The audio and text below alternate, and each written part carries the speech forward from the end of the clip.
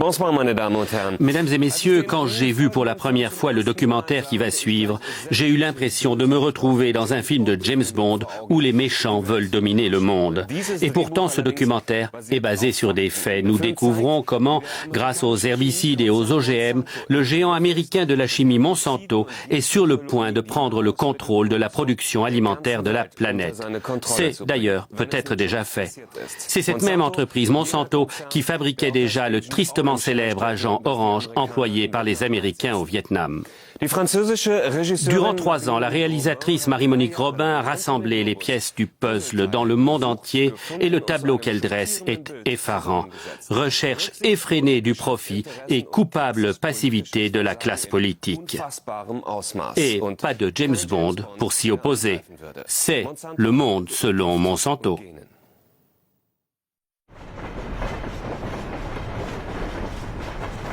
Alors c'est bien du Roundup, des herbants, grands travaux. Celui-là, ça c'est du nouveau. Mais je vois sur celui-là, il y a marqué biodégradable. Ça c'est l'ancien. Maintenant il ne marque plus biodégradable. Donc ça ne doit plus être biodégradable, c'est le même produit. C'est parce qu'ils ne doivent plus avoir le droit de le marquer, ça ne doit pas être vraiment biodégradable. Fais gaffe qu'on n'en reçoive pas dans la figure. Quand même, Non, je ne suis pas un assassin. Hein. Je suis sûr que ce soja Roundup Ready est mûr. On va pouvoir le récolter aujourd'hui. 11,5% d'humidité. C'est parfait pour la moisson. La première fois que j'ai entendu parler du soja Roundup Ready, c'était il y a 8 ans dans un magazine agricole. Ça avait l'air d'une innovation très intéressante. Le soja contient une protéine qui a été introduite dans la plante par manipulation génétique et qui la rend résistante au Roundup. Le Roundup est pulvérisé sur les plantes. Cela présente des avantages indiscutables. Si vous observez mon champ, il n'y a pas de mauvaises herbes. Utilisé selon le mode d'emploi, Roundup ne présente pas de risque particulier pour l'homme, les animaux domestiques et leur environnement. Marque déposée de Monsanto, fabriquée en Belgique. Si tu vois des escargots, t'en mets pas dessus, hein, parce qu'ils seront immangeables. Hein. Alors attention aux fraisiers. Hein. J'encourage vraiment les agriculteurs européens à s'intéresser de plus près à la technologie Roundup Ready. C'est un très bon système pour l'environnement et à long terme. Essayez-le.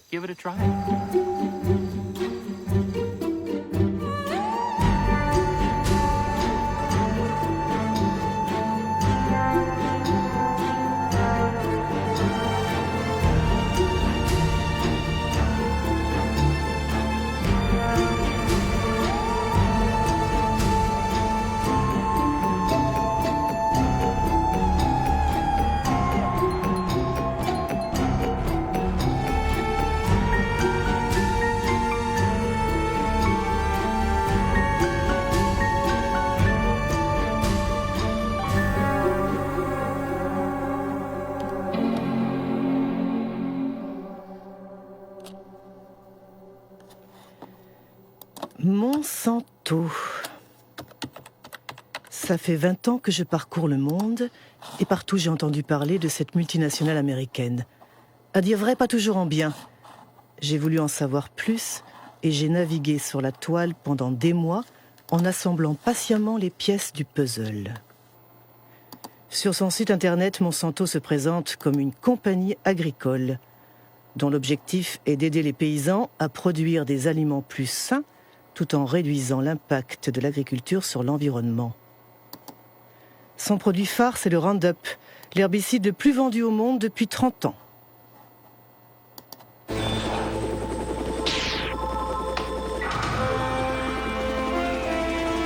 One shot. All it takes for weeds. Roundup. Monsanto est aussi le leader mondial de la biotechnologie. 90% des OGM cultivés sur la planète lui appartiennent. La plupart ont été génétiquement manipulés pour résister aux épandages de Roundup, comme le soja dit Roundup Ready, mot à mot, prêt pour le Roundup.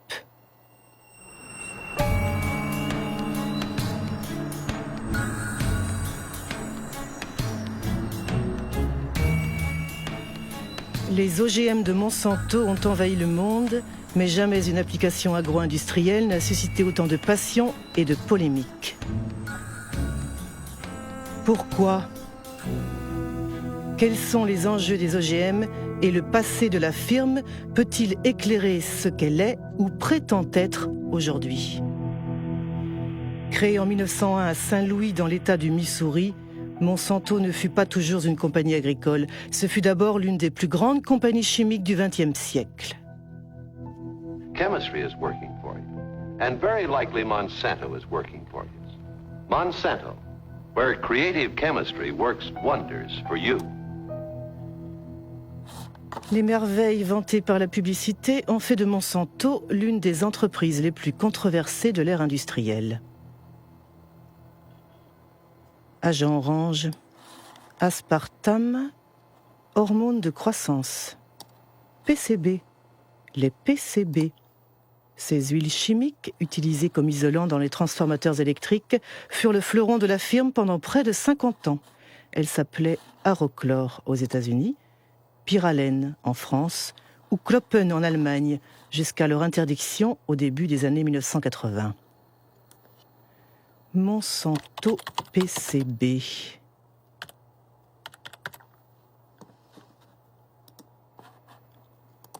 Un article du Washington Post de 2002. Monsanto a caché la pollution pendant des décennies. Ça s'est passé à Aniston, dans l'État de l'Alabama.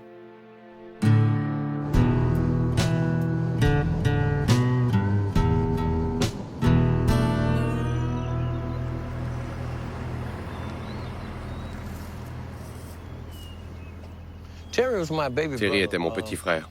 Il est mort en 1971 d'une tumeur au cerveau, d'un cancer des poumons et d'une maladie du cœur. Il avait 16 ans. Depuis 3 ans, j'ai perdu la plupart de mes amis. Ils sont morts de maladies comme le cancer, le diabète, l'hépatite. Toutes ces maladies sont liées au PCB.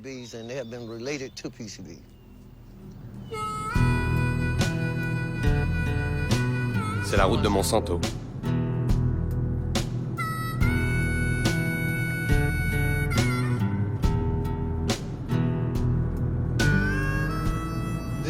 Ici, il n'y a que des Noirs qui vivent.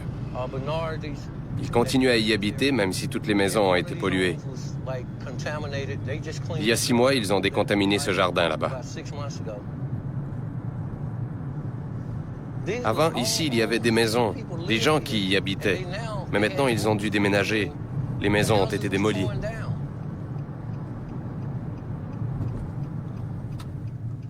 Ça, c'est la maison où mon frère est mort.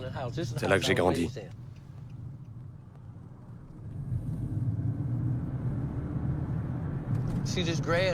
Vous voyez le talus là-bas? C'est là que les PCB sont enterrés.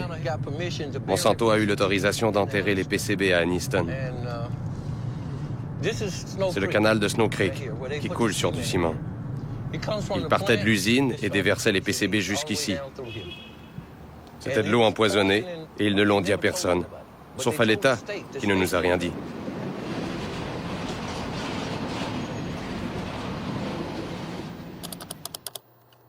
PCB, Monsanto savait.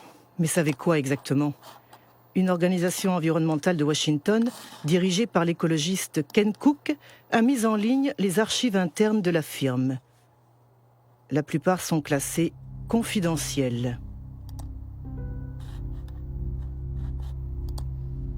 Détruire après lecture. Un document de 1937. L'exposition au PCB provoque des effets toxiques sur tout l'organisme et des éruptions cutanées de type acné. 1961.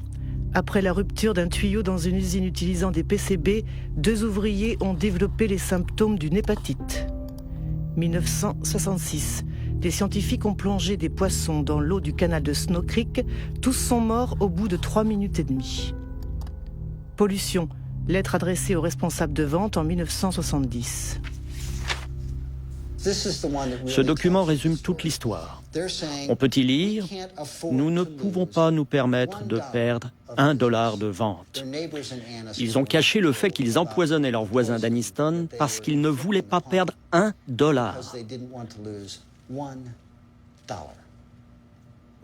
C'est seulement quand les avocats des habitants d'Anniston ont saisi la justice que Monsanto a été obligé de divulguer ces documents confidentiels.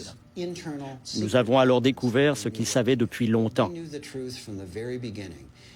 Ils savaient la vérité depuis le début. Ils ont menti. Ils ont caché la vérité à leurs voisins et aux autorités gouvernementales. Et lorsqu'ils ont finalement informé les autorités, celles-ci, au lieu de se placer du côté des empoisonnés, ont protégé la compagnie. Elles ont soutenu Monsanto. C'est scandaleux, absolument impardonnable.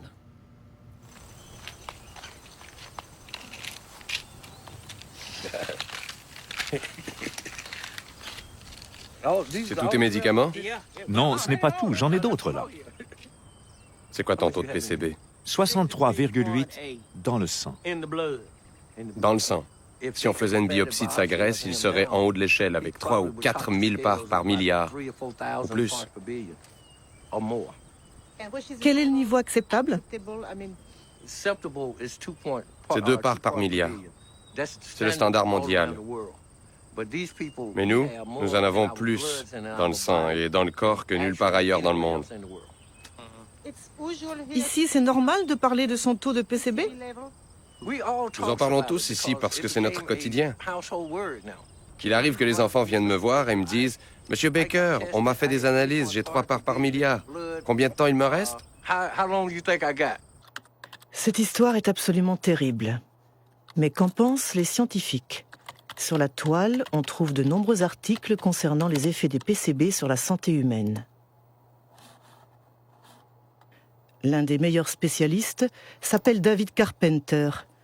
C'est lui qui a réalisé les tests pour les habitants d'Anniston. Nous avons tous des PCB dans nos corps. Les ours polaires et les pingouins ont des PCB. Par le passé, il n'y avait que quelques sites où l'on se débarrassait des PCB. Mais avec le temps, ils ont contaminé l'air et l'eau. Maintenant, toute la planète est contaminée par les PCB. Les PCB causent beaucoup de maladies. La plus connue est le cancer.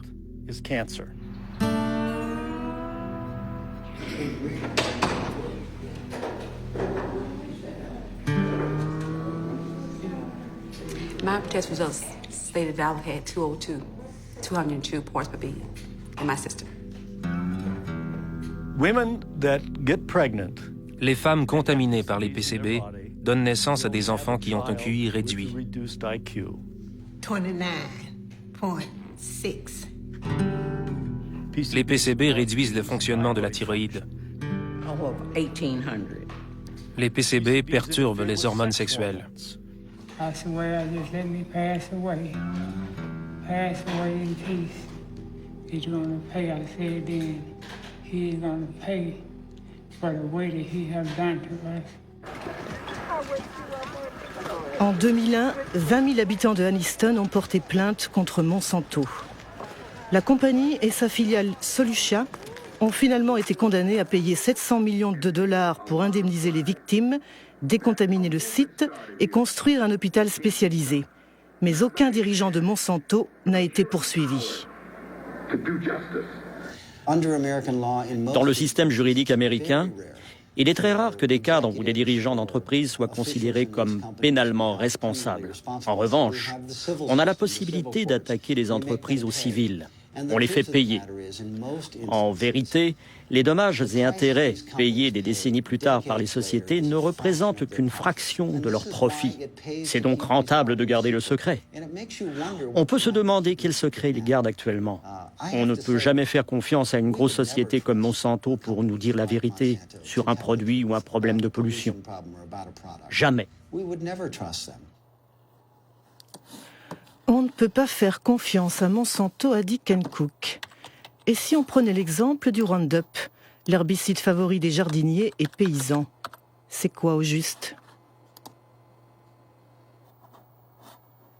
C'est le nom commercial donné par Monsanto au glyphosate, un herbicide dit non sélectif ou total parce qu'il détruit toutes les plantes. Mis sur le marché en 1974, il a connu un succès fulgurant parce que Monsanto a toujours affirmé qu'il était biodégradable et bon pour l'environnement. Voici Roundup, le premier désherbant biodégradable.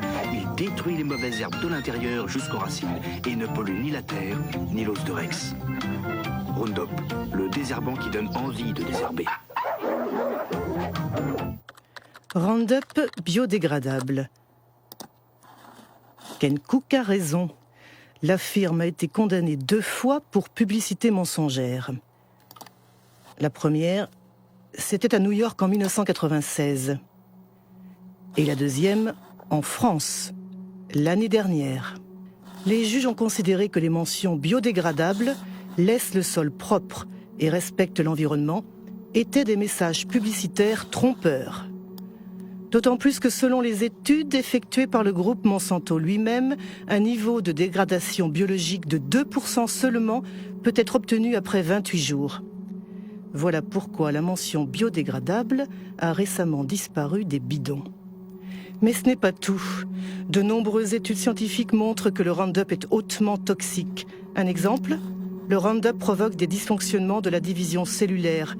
Une étude du professeur Robert Bellet.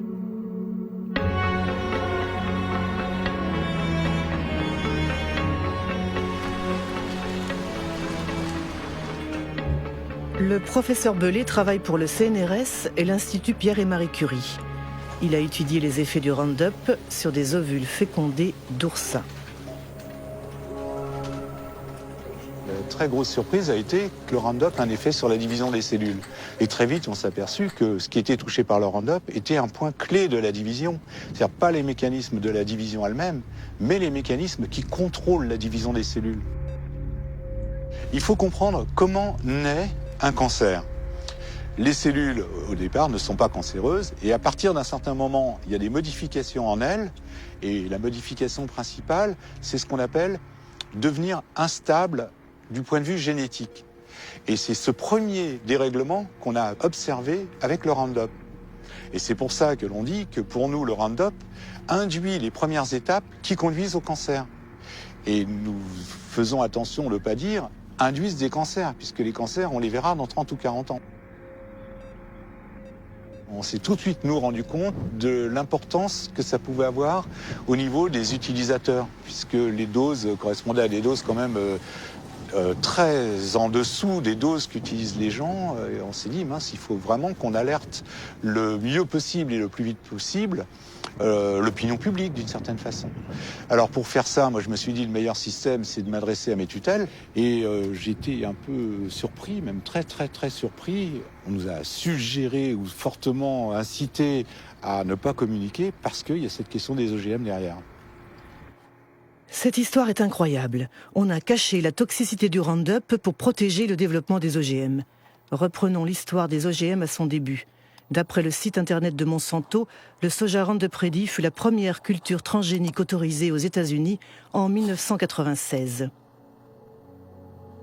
Ces producteurs sont regroupés au sein de l'ASA, l'Association américaine du soja, dont le site de Monsanto fournit l'adresse.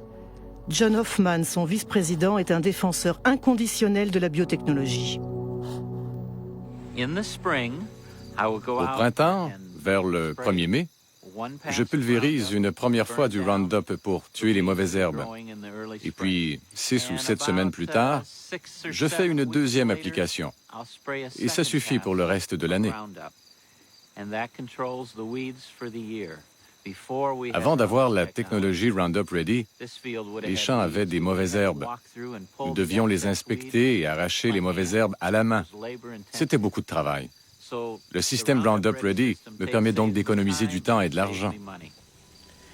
Apparemment, la nouvelle merveille de Monsanto a tout pour séduire les agriculteurs. Mais comment ça marche ? Comment le soja peut-il survivre aux épandages de Roundup ? Voici une cellule de soja. Au cœur de la cellule, il y a le noyau qui contient l'ADN, la structure génétique du soja. Pour créer son OGM, Monsanto franchit la barrière des espèces. Ces chercheurs ont sélectionné un gène provenant d'une bactérie qui confère la résistance au Roundup. Le gène est fixé sur des particules d'or microscopiques qui sont bombardées avec un canon à gène dans les cellules de soja. Le gène pénètre l'ADN et fabrique une protéine qui permet à la plante de résister au Roundup. Quand l'herbicide est pulvérisé, il tue toutes les mauvaises herbes, sauf le soja. À dire vrai, c'est quand même une sacrée prouesse technologique. Mais tout de même, ce soja destiné à être arrosé par un herbicide puissant finira dans l'assiette du consommateur.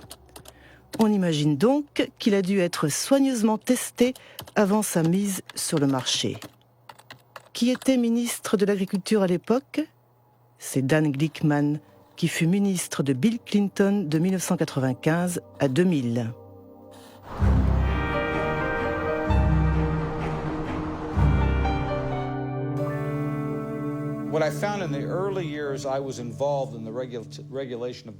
Au début de mon mandat, il y avait un consensus dans l'agroalimentaire et au sein du gouvernement des États-Unis.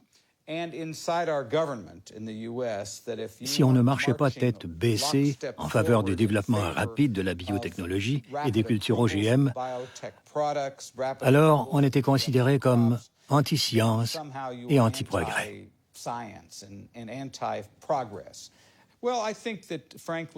Franchement, je pense qu'on aurait dû faire plus de tests. Mais les entreprises agro-industrielles ne voulaient pas parce qu'elles avaient fait d'énormes investissements pour développer ces produits. Et en tant que responsable du service qui réglementait l'agriculture, j'ai subi beaucoup de pression pour, disons, ne pas être trop exigeant.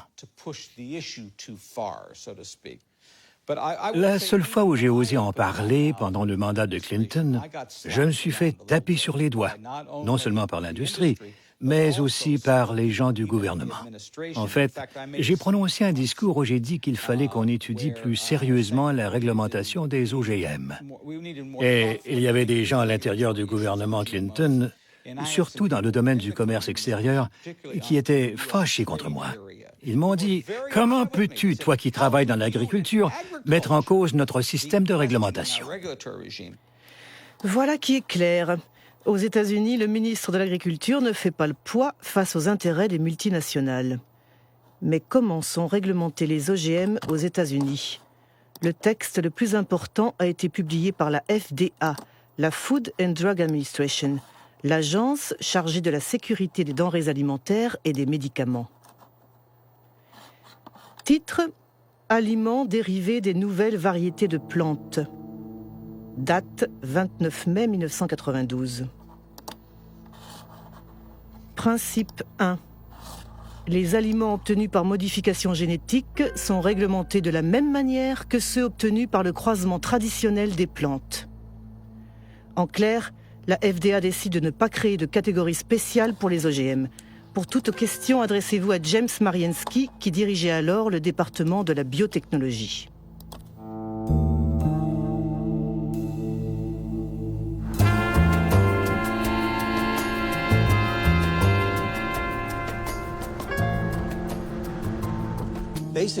En gros, le gouvernement a pris la décision de ne pas créer de nouvelles lois. Il pensait que les lois existantes pouvaient s'appliquer aux nouvelles technologies. Ça veut dire que la Maison-Blanche a demandé à l'agence d'écrire un texte où les OGM ne seraient pas soumis à une réglementation spécifique. Mais ce n'était pas basé sur des données scientifiques, c'était une décision politique. Oui, c'était une décision politique qui touchait beaucoup de domaines, pas seulement la nourriture. Elle s'appliquait à tous les produits de la biotechnologie. Quel aveu incroyable! James Mariensky reconnaît que la réglementation des OGM fut basée sur une décision politique et pas scientifique. Mais comment cette décision fut-elle argumentée ? Principe 2. Les composants des aliments provenant d'une plante génétiquement modifiée seront les mêmes ou similaires en substance à ceux que l'on trouve communément dans les aliments. Autrement dit, la FDA considère a priori qu'une plante modifiée génétiquement est similaire à une plante conventionnelle. C'est ce qu'on appelle le principe d'équivalence en substance, qui a été repris partout dans le monde. Il est au cœur du débat qui oppose les anti-OGM aux pro-OGM. Comment la FDA a-t-elle pu décider qu'une plante OGM était similaire à une plante conventionnelle? Nous savons que les gènes qui sont introduits dans les plantes par la biotechnologie produisent des protéines très semblables à celles que nous avons consommées pendant des siècles. Ça, c'est la version officielle de la FDA. Elle est battue en brèche par Jeffrey Smith, auteur de plusieurs ouvrages sur les OGM. Michael Hansen, expert scientifique auprès de l'Union des consommateurs. L'essayiste Jeremy Rifkin, qui fut le premier à dénoncer le principe d'équivalence en substance. Si les OGM sont si bien implantés aujourd'hui, c'est à cause d'une tromperie de la FDA. Ils disent que ces aliments ne sont pas différents. Ils emploient l'expression « équivalence en substance » ou « pas considérablement différent », ce qu'ils traduisent par « généralement reconnu comme sûr », « GRAS » en anglais. Normalement, pour que quelque chose soit considéré comme GRAS, il faut que cela s'appuie sur de nombreuses études et qu'il y ait un large consensus au sein de la communauté scientifique. Avec les OGM, il n'y a eu ni l'un ni l'autre. La FDA disait, si on introduit un gène dans une plante, ce gène est de l'ADN. Comme nous consommons de l'ADN depuis longtemps, nous pouvons donc conclure que cette plante est GRAS. Notre point de vue, c'était que les gènes devaient être considérés comme des additifs alimentaires. Actuellement, quand on veut ajouter dans un aliment une goutte microscopique d'un nouveau colorant, d'un conservateur ou d'un produit chimique, c'est considéré comme un additif alimentaire. Et donc, on doit faire toutes sortes de tests pour prouver qu'il y a une certitude raisonnable qu'il ne soit pas nuisible. En revanche, lorsqu'on manipule génétiquement une plante, ce qui peut engendrer d'innombrables différences dans l'aliment, on ne demande rien. À l'époque, à Washington, si vous fréquentiez les mêmes bars que les lobbyistes, vous les entendiez rire de tout ça. Tout le monde savait que c'était n'importe quoi, ce principe d'équivalence en substance. C'était simplement une façon pour ces sociétés, et surtout Monsanto, de mettre rapidement leurs produits sur le marché, avec le moins d'interférences gouvernementales possible. Et je dois dire qu'ils ont très bien su défendre leurs intérêts. Je me souviens de réunions où les scientifiques de Monsanto ont rencontré les scientifiques de la FDA. Ils parlaient des modifications que leurs travaux provoquaient, tout en demandant à la FDA « Comment allez-vous réglementer ces produits ?» Je n'ai jamais vu une société qui ait une influence aussi déterminante et à un niveau aussi élevé sur les autorités gouvernementales en charge de la réglementation que Monsanto avec ses OGM. Il existe une archive exceptionnelle où l'on voit George Bush, père, en visite dans les laboratoires de Monsanto. C'était 9 ans avant la mise sur le marché du soja Roundup Ready. What I'd like to do today is show you some of the steps we go through when we're moving genes from one organism into another. And you'll actually be doing the very little manipulations we do in the laboratory, where we take DNA, cut it apart, mix different pieces together, and then rejoin them, splice them back together. This tube contains DNA that was made from a bacterium. DNA would look the same whether it was from a plant. What are we saying here? Oh, I see. And this will lead you to do what? To have a stronger plant or a plant that's resists herbicide? In this case, it resists the herbicide. I see. We have a fabulous herbicide. This is a chemical that will... Au moment où George Bush effectue sa visite au siège de Monsanto, il est le vice-président de Ronald Reagan. Le mot d'ordre de l'administration républicaine, c'est la déréglementation. Il s'agit de favoriser l'industrie en réduisant au maximum les entraves bureaucratiques, comme les tests sanitaires ou environnementaux sur les nouveaux produits. Et c'est justement ça le problème de Monsanto. We have before USDA right now a request to test this for the first time on a farm in Illinois this year. And get hallucinating about it, we'll lose another year. Yes, we will. And then the expense goes out and nothing happens because you can't. Yeah, and I would say, quite frankly, we have no complaint about the way USDA is handling it. They're going through an orderly process. They're making sure that as they deal with these new things, they do them properly. And now, if we're waiting until September and we don't have our authorization, we may say something different. Huh? Call me. We're in a dereg business. En 1988, Dan Quayle a pris la place de George Bush, qui a été élu président des États-Unis. 4 ans plus tard, le nouveau vice-président rend public que la politique américaine en matière d'OGM conforme aux souhaits de Monsanto. We are taking this step as part of the President's Regulatory Relief Initiative, now in its second phase. The United States is already the world leader in biotechnology, and we want to keep it that way. In 1991 alone, it was a $4 billion industry. It should reach at least $50 billion by the year 2000, as long as we resist the spread of unnecessary regulation. Vous pensez que c'était un complot? Le mot complot est un peu fort, mais du point de vue de la firme, disons que c'était une prise de pouvoir absolument sans faute. Très tôt, un certain Michael Taylor est devenu l'administrateur adjoint de la FDA au moment où la réglementation des OGM était rédigée. Qui est Michael Taylor? Sur Internet, il n'y a qu'une seule image de cet homme de l'ombre. Aujourd'hui, il dirige une fondation Ressources pour le futur.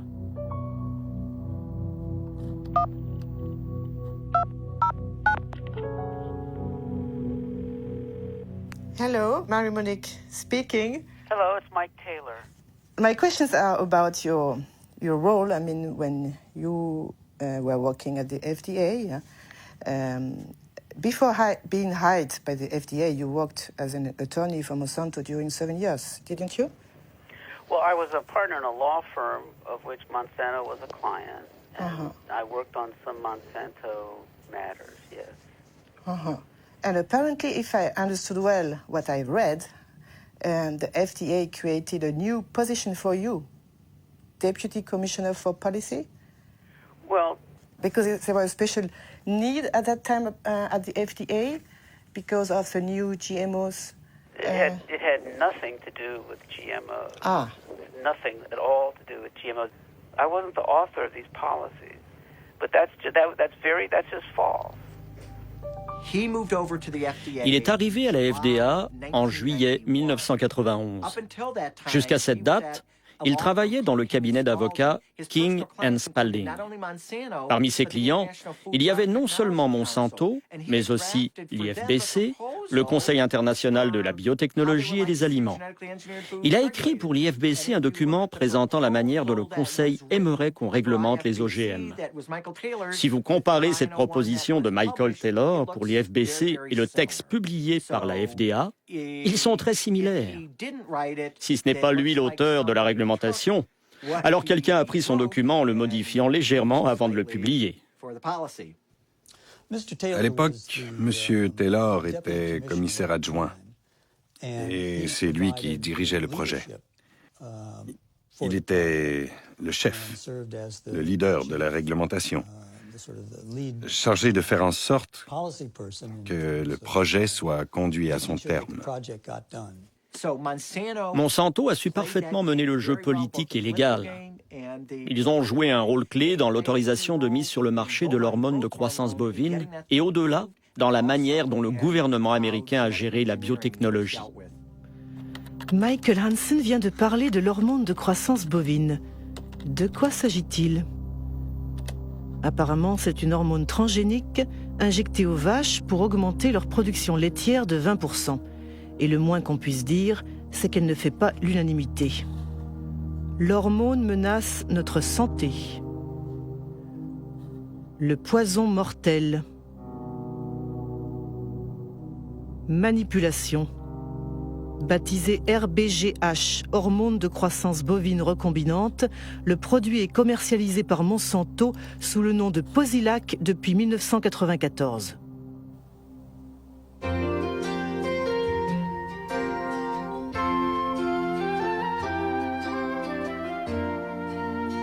Posilac is the single most tested new product in history. You'll soon see the dramatic results Posilac can offer you. En 1985, Monsanto a déposé un dossier auprès de la FDA pour obtenir l'autorisation de mise sur le marché de Posilac. Les experts de l'agence ont analysé les essais réalisés par la firme sur des élevages expérimentaux. À la FDA, le vétérinaire en charge du dossier s'appelait Richard Burroughs. Dans une interview, il a déclaré que des officiels de l'agence ont supprimé et manipulé des données.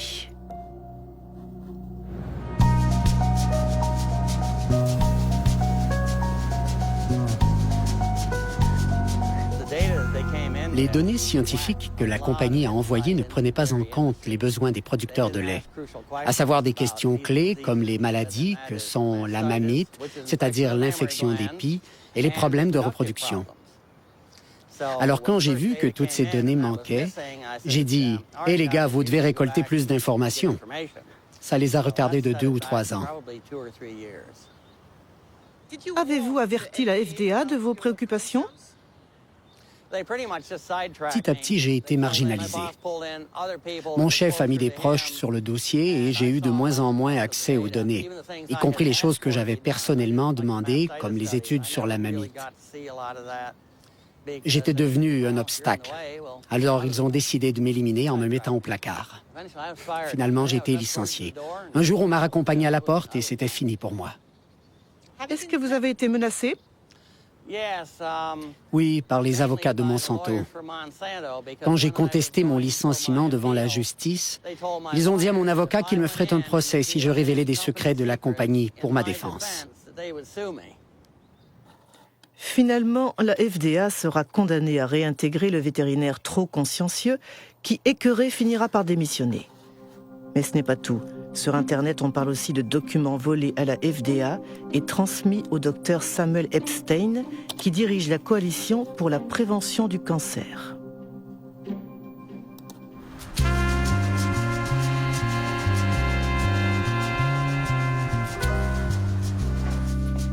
En 1990, le professeur Epstein a publié un article dans The Milkweed, un journal de référence spécialisé sur le lait que dirige le journaliste Pete Hardin. Un scoop basé sur des documents secrets que les deux hommes ont soigneusement épluchés. Un jour au bureau, j'ai trouvé une énorme boîte de documents envoyée de Washington par un expéditeur anonyme.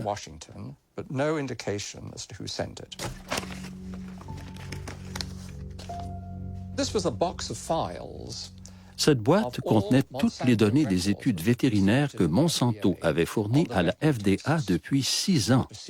Un vrai bonheur. La plupart de ces documents sont des originaux, avec la mention « Informations internes et confidentielles » qui ne peuvent pas être reproduites, révélées ou envoyées à l'extérieur de la société sans autorisation. C'est exactement ce qu'un journaliste d'investigation aime rendre public.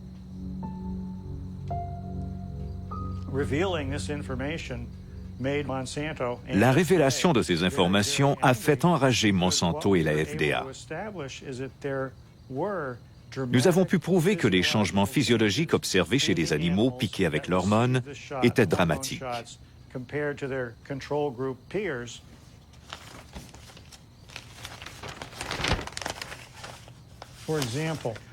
Par exemple, nous voyons que les ovaires droits des vaches qui ont reçu l'hormone synthétique sont 34% plus gros, voire 42% ou 44% selon les groupes.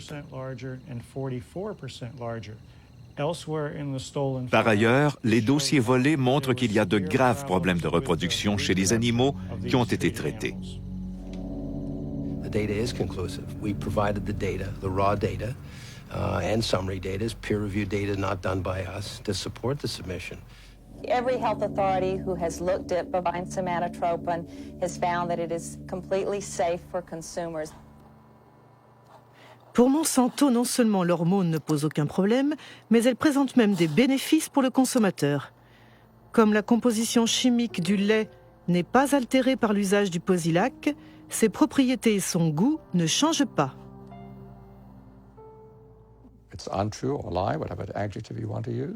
Ce n'est pas vrai, c'est un mensonge. C'est un produit très différent pour plusieurs raisons.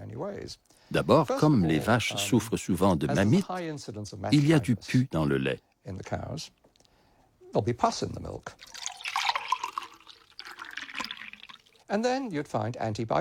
De plus, à cause du traitement des mammites, on trouve une grande quantité d'antibiotiques dans le lait.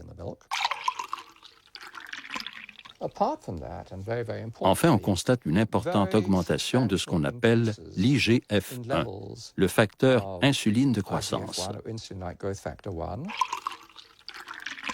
Depuis les années 1980, une soixantaine d'études ont montré qu'il y avait un lien direct entre un niveau élevé de IGF-1 et les cancers du sein, du côlon et de la prostate. Cette histoire est absolument sidérante. Y a-t-il d'autres pays qui ont autorisé la RBGH ? Apparemment, l'hormone a été interdite en Europe et au Canada. Y compris au Canada ? Pourtant, l'agence Santé Canada a l'habitude de calquer ses décisions sur la FDA. RBGH, scandale à Santé Canada. Monsanto accusé de tentative de corruption. En octobre 1998, 3 scientifiques de Santé Canada ont témoigné devant une commission sénatoriale pour s'opposer à la mise sur le marché de l'hormone transgénique. L'affaire a été déclenchée par le docteur Shiv Chopra, qui est ce qu'on appelle en anglais un whistleblower, disons un lanceur d'alerte.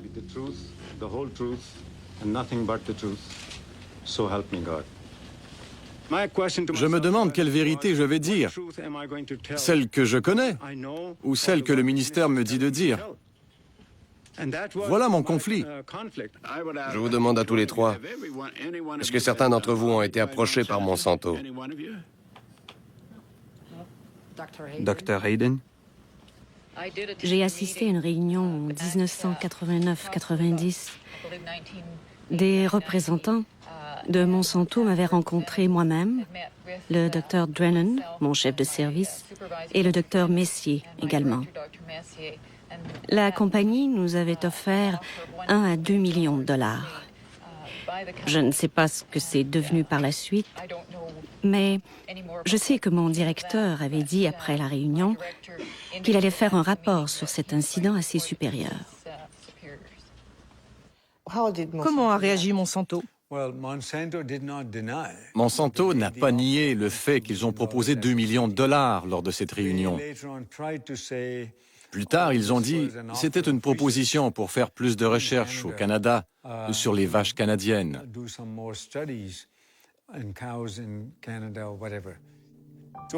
En tout cas, le résultat, c'est que l'hormone transgénique n'a pas été autorisée au Canada.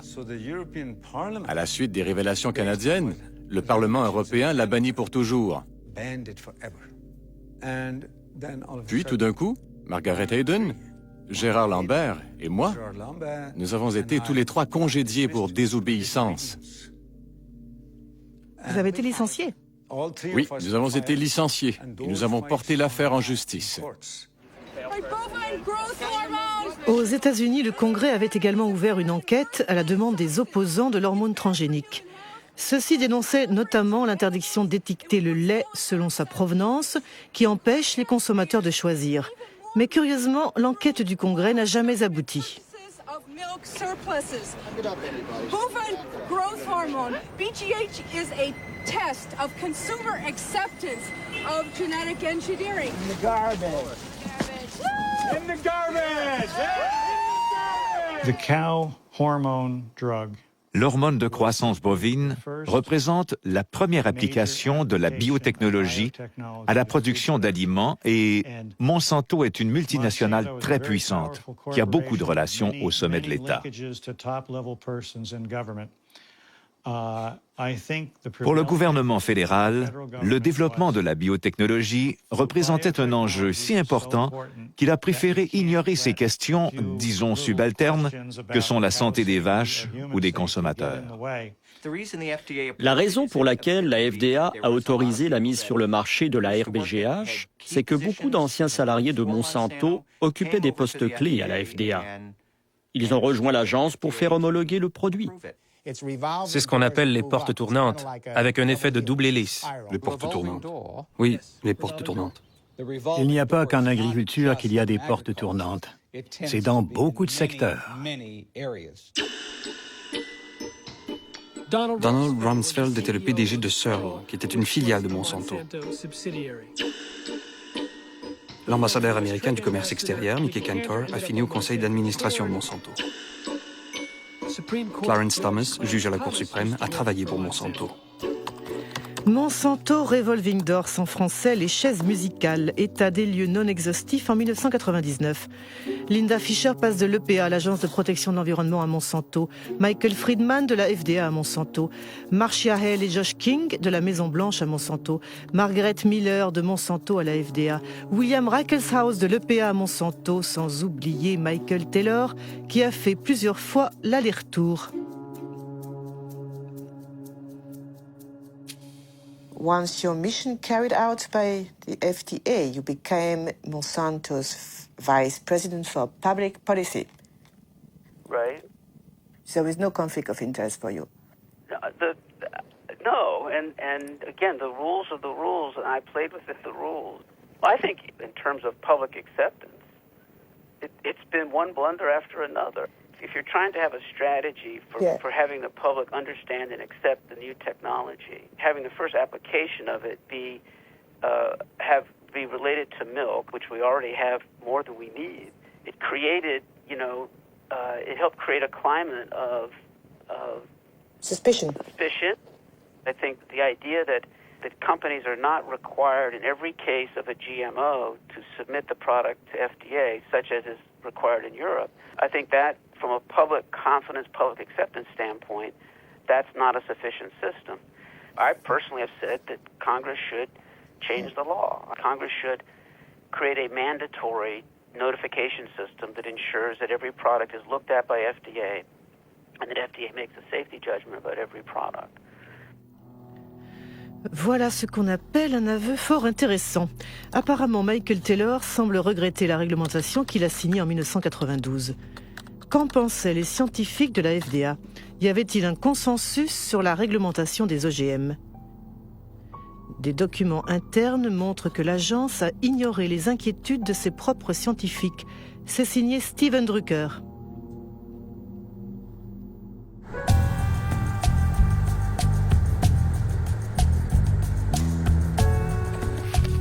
Steven Drucker est un avocat qui travaille pour une coalition d'organisations non gouvernementales. Il a porté plainte contre la FDA et obtenu la déclassification de ses archives sur les OGM. Nous avons reçu plus de 44 000 pages qui révèlent que la FDA ment à la planète depuis au moins 1992. Elle continue de mentir. Elle prétend que le principe d'équivalence en substance entre les OGM et les plantes conventionnelles est appuyé par un très large consensus au sein de la communauté scientifique et que de nombreuses données scientifiques le prouvent. Ces deux affirmations sont des mensonges flagrants. Par exemple, le docteur Lois Prebill du département de la microbiologie de la FDA a écrit « Il y a une différence énorme entre les effets inattendus que peuvent produire les plantes traditionnelles et les OGM. » Puis, il a ajouté que certains aspects de la manipulation génétique pourraient être plus dangereux. L'inquiétude exprimée par les experts de la FDA était si importante que le docteur Linda Call de la FDA, qui était chargé de suivre et de synthétiser leurs avis, a écrit un compte-rendu au coordinateur de la biotechnologie de la FDA, le docteur James Mariansky. Selon les documents internes de la FDA qui ont été rendus publics, il y avait beaucoup de scientifiques de la FDA qui n'étaient pas d'accord avec la réglementation proposée. Par exemple, j'ai ici un mémo que Linda Call vous a envoyé. Oui. Elle dit « Les processus de manipulation génétique et de croisement traditionnel sont différents. et de croisements traditionnels sont différents et selon les experts de l'agence, Ils conduisent à des risques différents. des risques différents. C'est vrai que nous avions des opinions très divergentes au sein de l'agence. C'est ce que Linda Call résume dans son mémorandum. Mais quand nous avons fini d'écrire la réglementation, tous les scientifiques étaient d'accord. Bien sûr que la FDA s'était penchée sur l'usage de la manipulation génétique, mais elle n'avait aucune information qui indique que la technique elle-même puisse créer des produits qui soient différents en termes de qualité ou de sécurité. Avant que les scientifiques de la FDA fassent part de leurs inquiétudes, l'agence avait reçu un signal d'alerte très clair. En effet, le premier additif alimentaire manipulé génétiquement et mis sur le marché américain avait provoqué une grave épidémie. Vous souvenez-vous de ce qui s'est passé avec le L-tryptophane en 1989? Oui. C'était un acide aminé génétiquement manipulé. A priori, nous connaissons très bien les acides aminés. Il a tué des dizaines de personnes et rendu malades des centaines d'autres. Il a provoqué l'épidémie d'une maladie inconnue appelée EMS. C'est vrai. Combien de gens sont morts? Oui, mais nous avons beaucoup... 37 et plus de 1000 handicapés, vous souvenez-vous? Je m'en souviens. Selon un document de la FDA, vous avez dit « Nous ne savons pas quelle est la cause de l'EMS, mais nous ne pouvons pas éliminer l'hypothèse qu'elle soit due à la manipulation génétique ». Est-ce que vous avez dit ce que j'ai lu? Oui. Incroyable. James Mariensky n'excluait pas que la manipulation génétique puisse entraîner des effets inattendus, mais il n'a pas bougé le petit doigt. Y a-t-il des scientifiques indépendants qui ont travaillé sur cette question capitale pour les consommateurs? Arpat Pusztai, un scientifique de renom, perd son travail après avoir exprimé ses inquiétudes sur les OGM. C'était en 1998.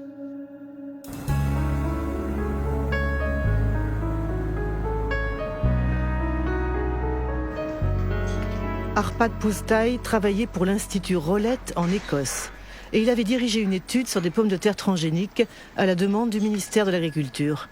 Un budget de plus de 2 millions d'euros qui avait mobilisé 30 chercheurs pendant 2 ans pour préparer l'arrivée des OGM en Grande-Bretagne. Nous étions tous enthousiastes. J'étais enthousiaste. Le ministère pensait que si nous faisions cette étude en examinant tous les aspects, cela constituerait un soutien en faveur des OGM. Au moment de lancer les produits sur le marché, il pourrait dire que le meilleur laboratoire européen de nutrition avait trouvé qu'il n'y avait pas de problème. Arpat Pusztai est spécialiste des lectines. Ce sont des protéines qui ont une fonction insecticide et protègent les plantes contre les pucerons. Les scientifiques du Rowlett Institute ont créé des pommes de terre résistantes aux pucerons dans lesquelles ils ont introduit un gène provenant d'un perce-neige qui fabrique la fameuse lectine. Auparavant, ils avaient vérifié qu'à l'état naturel, les lectines ne sont pas dangereuses pour la santé. Les pommes de terre transgéniques ont été testées sur des rats.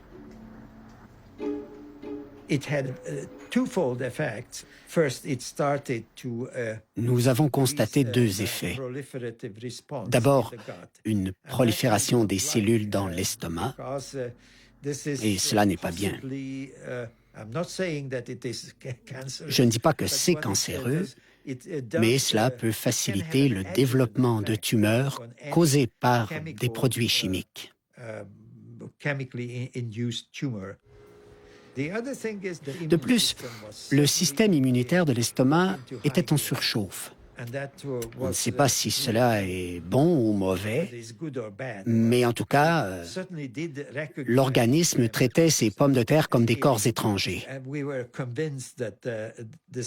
Nous étions convaincus que c'était la manipulation génétique qui était à l'origine du problème et pas le gène de la lectine, parce que nous l'avions testé tout seul à une concentration 800 fois plus élevée et il ne faisait pas de mal. C'était très important parce que la FDA parlait à l'époque d'une technologie neutre. Nous avons dit et publié que ce n'était pas le gène en soi qui était le problème, mais la technique d'insertion. Tandis que les premières cargaisons américaines de soja transgénique arrivent en Grande-Bretagne, Arpad Pusztai donne une interview à la BBC en accord avec sa direction. As a scientist actively working on the field, I find that it's very, very unfair to use our fellow citizens as guinea pigs. Je crois qu'ils ne me pardonneront jamais d'avoir dit cela. Monsanto a tout de suite compris l'importance de nos résultats. Ils étaient déjà au courant avant la diffusion de l'interview, parce que l'Institut de la recherche agricole d'Écosse recevait beaucoup d'argent de Monsanto. Donc, ils ont très vite compris la portée de notre étude. Le lendemain de la diffusion de l'interview, Arpad Pusztai est licencié et toute son équipe de recherche dissoute. Histologue réputé, le professeur Stanley Yuen avait été chargé d'étudier l'impact des pommes de terre transgéniques sur les organes des rats. Depuis cette affaire, il n'a plus aucune illusion sur l'indépendance de la science. J'étais extrêmement en colère et très perturbé. C'était comme si le sol se dérobait sous mes pieds. Qu'est-ce qui se passe? Ils ont aussi discrédité Stanley. Ce ne fut pas seulement Arpad et moi. Stanley a été mis à la retraite d'office et à l'université, il a été discrédité. C'est vrai? Oui, oui. C'était vraiment très dur. Lundi, notre travail était formidable. Mardi, c'était bon pour la poubelle. J'avais une petite idée de ce qui avait bien pu se passer, mais j'en ai eu la confirmation il y a à peu près 8 ans. J'étais à un dîner dansant et à la table, à côté de moi, il y avait quelqu'un de l'Institut Rowett du nom de Data Roy. À un moment, je lui ai dit « C'est horrible ce qui est arrivé à Arpad, n'est-ce pas? » Il a répondu « Oui, mais ne savez-vous pas que Downing Street a appelé le directeur 2 fois? » Là, j'ai compris qu'il y avait eu quelque chose de supranational dans cette affaire. Le bureau de Tony Blair avait subi des pressions pour arrêter ce travail parce que les Américains trouvaient que ça portait préjudice à leur industrie de la biotechnologie.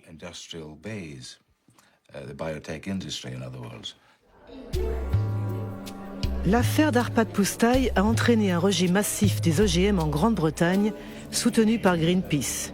Au point qu'un an plus tard, Robert Shapiro, le PDG de Monsanto, a accepté de participer à une téléconférence organisée par l'association écologiste. C'est finalement la seule archive filmée qui existe de l'ancien PDG, qui avait fait basculer la compagnie dans l'ère de la biotechnologie en lançant un nouveau mot d'ordre, nourriture, santé et espoir.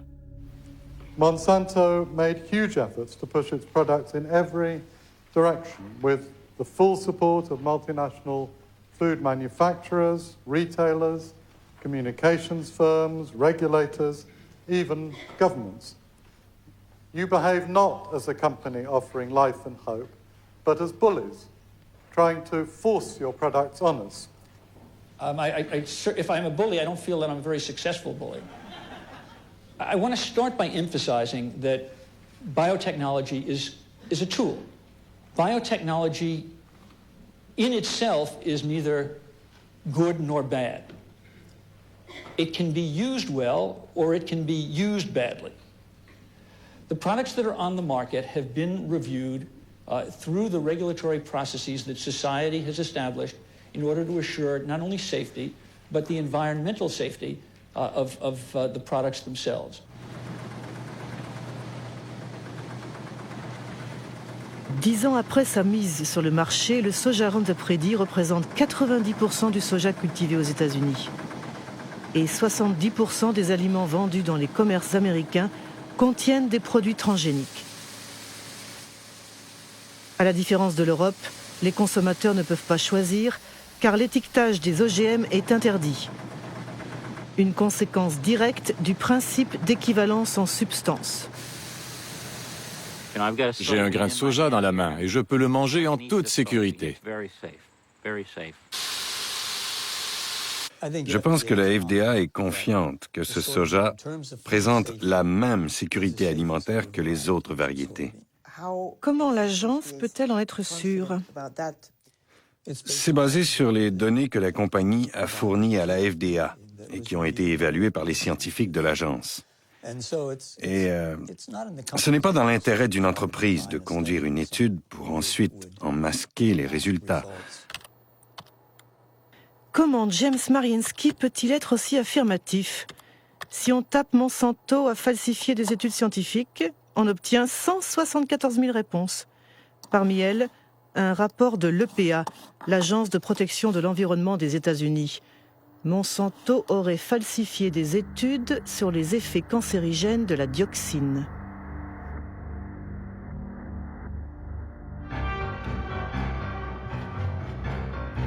L'histoire commence à Nitro, dans une usine de Monsanto qui fabrique un herbicide puissant appelé 2,4,5-T. En 1949, une explosion a provoqué des effets inattendus. 228 ouvriers ont développé une maladie très défigurante, la chloracné. L'origine, c'est la dioxine, un sous-produit hautement toxique que contient le 2,4,5-T.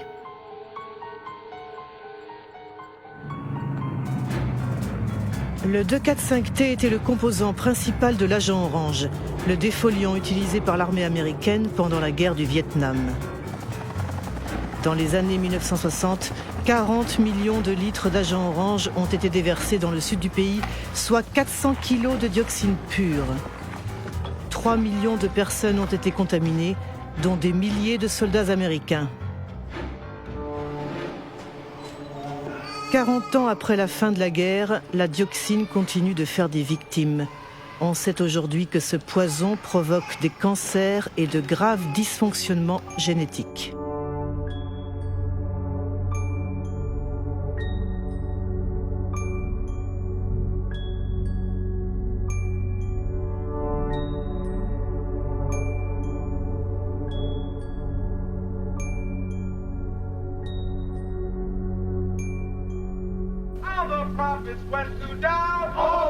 En 1978, alors que les vétérans américains portaient plainte contre les fabricants de l'agent orange pour obtenir des réparations, Monsanto a sponsorisé des études sur les effets à long terme de la dioxine. La compagnie a payé des scientifiques pour comparer l'état de santé des travailleurs exposés 30 ans plus tôt lors de l'accident dans l'usine de Nitro à celui de travailleurs non exposés. 2 personnes connaissent très bien ce dossier. William Sanjour, qui dirigea le département des déchets toxiques à l'Agence de protection de l'environnement, et Gerson Smoger, un avocat qui défend les vétérans de la guerre du Vietnam. En 1990, le docteur Kate Jenkins, une de mes collègues à l'EPA, a rédigé un mémorandum à propos d'allégations selon lesquelles les études réalisées par Monsanto présentaient des défauts. Si elles avaient été conduites correctement, les résultats auraient été à l'opposé de ceux trouvés par Monsanto. Leurs études montraient que la dioxine n'était pas cancérigène pour l'homme. Ils avaient les données des études et ils ont manipulé leur interprétation pour parvenir à la conclusion qu'ils voulaient. Une étude ne se fait jamais comme ça, jamais. Mais c'est comme ça qu'ils ont obtenu ce qu'ils voulaient. Plus tard, on a découvert qu'il y avait 5 personnes cancéreuses qui, dans une étude, avaient été enregistrées comme ayant été exposées à la dioxine. Dans l'autre étude, ces 5 mêmes personnes étaient présentées comme non exposées. En mettant ces personnes dans le groupe des non exposés, on avait l'impression qu'il y avait autant de cancers dans les 2 groupes. Donc, ils ont conclu qu'il n'y avait pas de différence. C'est ainsi que des dizaines de milliers de vétérans ont été déboutés de leur demande de réparation pour avoir été exposés à l'agent orange. Ces études ont affecté toute la réglementation aux États-Unis pendant 7 à 9 ans. Comme Kate Jenkins était une bonne scientifique et une bonne employée de l'EPA, et soit dit en passant, quelqu'un de courageux, Elle a écrit un rapport au conseil scientifique de l'EPA en leur demandant de réexaminer ces 2 études pour vérifier leur méthodologie.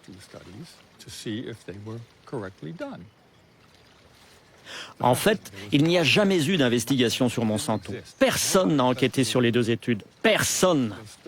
La seule enquête réalisée a porté sur Kate Jenkins, sur celle qui a tiré la sonnette d'alarme.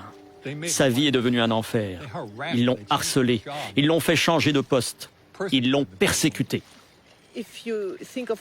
Faites-vous confiance à la firme Monsanto quand elle dit que ces OGM ne posent pas de problème pour la santé? Je ne crois pas un mot de ce que dit cette société.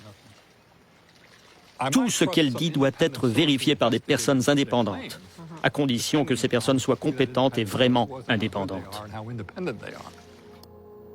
Eh bien, justement, pour prouver l'innocuité du soja Roundup Ready, Monsanto a réalisé une étude qui a été publiée en 1996 dans une revue scientifique de référence. Elle était censée mesurer les effets du soja transgénique sur la santé des animaux et notamment des rats. Cette étude a été soigneusement décortiquée par un scientifique danois aujourd'hui décédé et le norvégien Jan Prime. Pour moi, cette étude a peu de valeur. Elle est très décevante. Surtout quand on sait qu'elle a servi de base au principe d'équivalence en substance.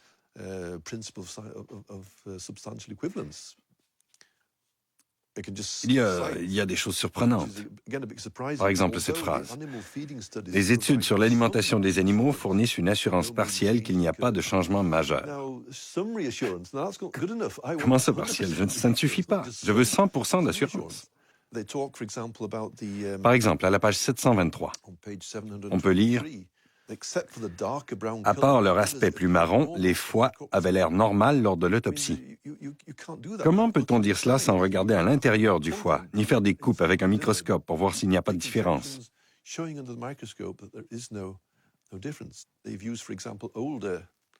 De plus, ils ont utilisé des rats âgés. Si on veut camoufler les problèmes, il n'y a rien de mieux que de prendre des animaux adultes, car ce sont les jeunes qui permettent de montrer si une modification s'est produite. On peut dire que c'est de la mauvaise science, car ils ont fourni très peu de données. Avez-vous essayé d'obtenir les données brutes de l'étude sur les rats? Pas moi, mais un collègue. Ça a été très long et très frustrant, car il a fallu qu'il passe de bureau en bureau, et finalement, la réponse a été négative. S'il n'y avait rien à cacher, ça ne devrait pas être un problème. Les données devraient être à la disposition de tout le monde pour que l'on puisse travailler dessus.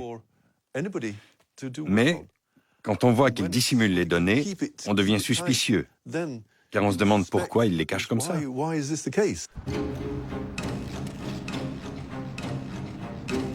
En tout cas, une chose est sûre, c'est grâce à cette étude minimaliste que les OGM de Monsanto ont envahi le monde, principalement en Amérique du Nord et du Sud, en Asie et en Australie. En 10 ans, les cultures transgéniques se sont étendues sur plus de 100 millions d'hectares. 70% sont résistantes au Roundup et 30% ont été manipulés génétiquement pour fabriquer un insecticide appelé BT. Depuis 2001, la compagnie publie un document intitulé The Pledge, la promesse, une sorte de charte éthique où elle tente de répondre à ses détracteurs en justifiant ses pratiques. Au cœur de l'opposition aux OGM, il y a notamment la question des brevets. C'est ce que Monsanto appelle ses droits de propriété intellectuelle, qui sont censés protéger ses investissements. En Amérique du Nord, chaque fermier qui achète des semences transgéniques doit signer un contrat d'utilisation de la technologie, où il s'engage à respecter le brevet obtenu par la compagnie sur le gène manipulé.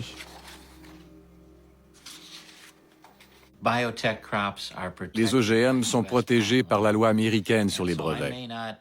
C'est pourquoi je n'ai pas le droit de garder des graines pour les replanter l'année suivante. C'est une protection pour Monsanto et les sociétés de la biotechnologie, parce qu'elles ont investi des millions et des millions de dollars pour créer cette nouvelle technologie. Mais comment la firme Monsanto peut-elle savoir que quelqu'un a ressemé ses graines?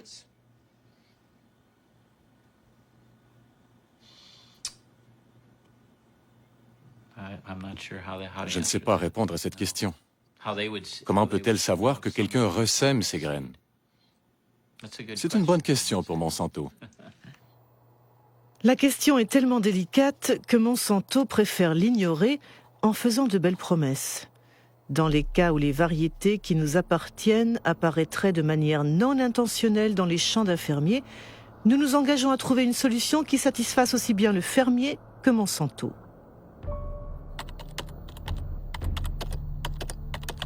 La réalité semble beaucoup moins idyllique. Le Centre pour la sécurité alimentaire de Washington a publié une étude sur les paysans poursuivis par Monsanto pour non-respect du brevet sur les semences. Il a recensé au moins une centaine de procès et de nombreuses faillites. Parmi les victimes, Troy Roche, un agriculteur de l'Indiana.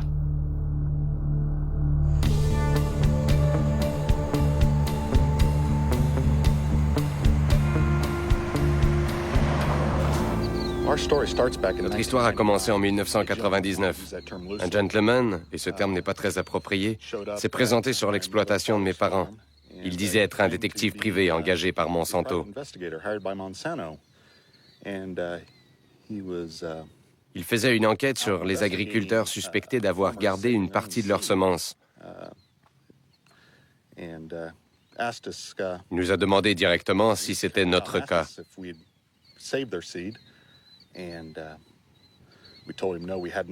Nous avons répondu que non en lui montrant les factures de nos achats d'herbicides et de graines. On lui a même indiqué les adresses des négociants pour qu'il aille vérifier lui-même, mais il a décliné notre proposition. Suite à cet incident, Monsanto a attaqué notre famille en justice. Monsanto a fourni des documents qui étaient censés être des analyses d'échantillons prélevés sur notre ferme. Pour obtenir ces échantillons, Monsanto avait dû entrer sur nos terres sans notre autorisation et donc les voler. Je me souviens que cette année-là, nous avions planté 200 hectares de soja Roundup Ready. C'était un contrat que nous avions avec un semencier pour multiplier des semences. Le contrat était très précis puisqu'il indiquait les champs dans lesquels nous allions semer. C'était facile à vérifier et tout le monde le savait. Pourquoi avez-vous négocié un arrangement à l'amiable avec Monsanto? Au bout de 2 ans et demi, la famille était totalement détruite à cause du stress. Leur action menaçait le travail de 5 générations. Si Monsanto avait gagné, nous aurions tout perdu, parce qu'ils auraient tout pris. Tout. Good morning. Morning, sir. How are you this morning, Troy? I'm well. How are you, David? Still surviving? Good. Troy Roche et David Runyon exploitent du soja conventionnel. Tous les deux ont été victimes de ce qu'on appelle aux États-Unis la police des gènes. Créée par Monsanto pour imposer sa loi dans les champs, la police des gènes sème la terreur dans les campagnes américaines où l'on dénonce les méthodes totalitaires d'un monde dominé par les OGM. Troy, j'ai des photos que j'aimerais que tu regardes. Voici ce que j'ai fait pour les empêcher de revenir sur mes terres.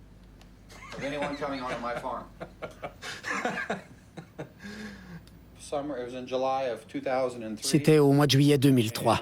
Ils sont arrivés chez moi vers 19h. Qui est venu? Les employés de Monsanto.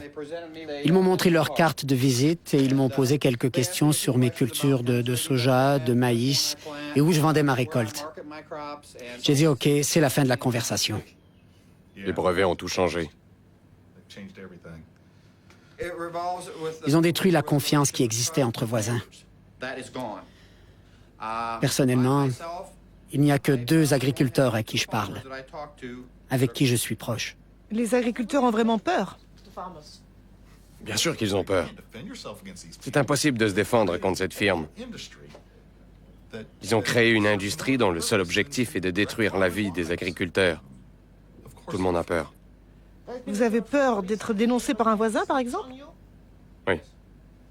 Vraiment? Oui. C'est simple, il suffit de composer le 1-800 Monsanto... Non, pardon, 1-800 Roundup. Je me souviens qu'ils encourageaient les agriculteurs à appeler ce numéro gratuit pour moucharder. Pourquoi la firme Monsanto fait-elle tout cela? C'est pour tout contrôler. Les semences? Oui, ils veulent contrôler les semences. Ils veulent posséder la vie. Il s'agit de la base de notre alimentation. Ils veulent s'emparer de la nourriture, de toute l'alimentation. Entre 1995 et 2005, Monsanto a racheté une cinquantaine de compagnies semencières à travers le monde. Ces acquisitions concernent les semences de soja, de maïs, de coton, de blé, mais aussi de légumes, tomates, pommes de terre, sorgho. Un peu partout, on s'inquiète de ce monopole qui, à terme, pourrait conduire à la disparition pure et simple de toutes les semences non transgéniques. Ce n'est pas l'avis de Monsanto qui défend les bienfaits de la biotechnologie, notamment dans les pays en voie de développement comme l'Inde. Nos produits fournissent des bénéfices économiques importants, non seulement aux grands producteurs, mais aussi aux petits. En général, ils permettent des récoltes de meilleure qualité et un rendement plus élevé.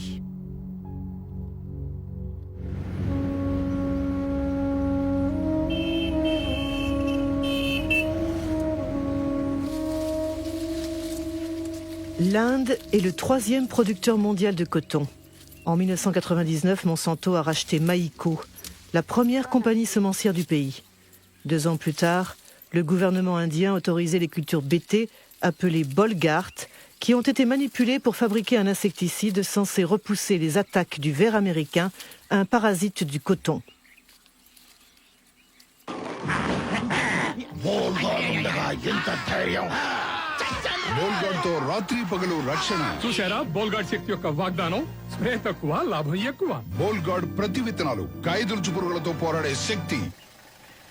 Depuis 2001, Kiran Sakari et Abdul Gayoum suivent au jour le jour la culture du coton transgénique chez les petits producteurs du district de Warangal. Chaque année, les 2 agronomes publient un rapport comparant les rendements et les coûts de production du coton BT avec ceux du coton conventionnel. En 2006, la récolte a été ravagée par une maladie qui affecte les cultures transgéniques.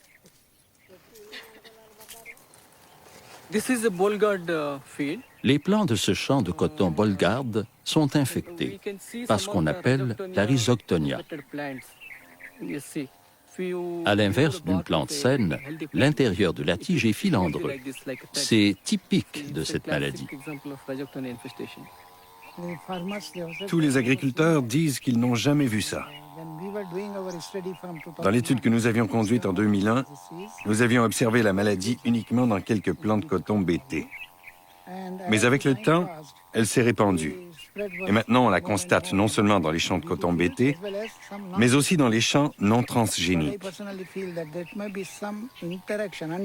Personnellement, je pense qu'il y a une mauvaise interaction entre la plante manipulée et le gène qui a été introduit.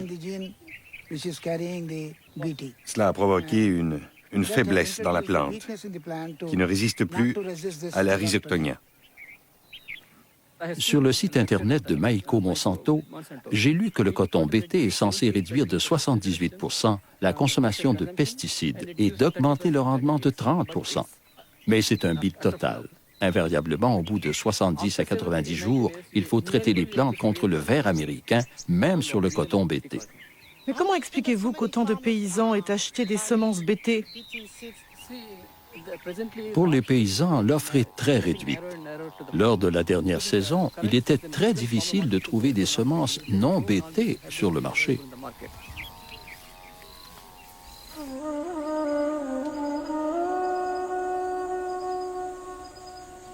Aujourd'hui en Inde, Monsanto contrôle la quasi-totalité du marché des semences de coton. Une manière d'imposer ces semences transgéniques vendues 4 fois plus cher que les semences conventionnelles. Pour se les procurer, les paysans sont contraints d'emprunter à des taux usuriers. Si la récolte est mauvaise, c'est la faillite. une spirale infernale qui décime les villages indiens.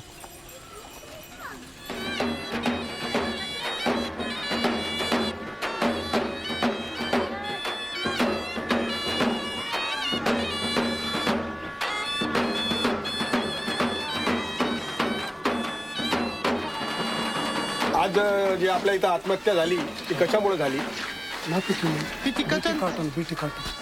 अजून काय कारण होतं कर्जबाजारी वय काय होतं 25 हा ही consumed pesticide 1 litre pesticide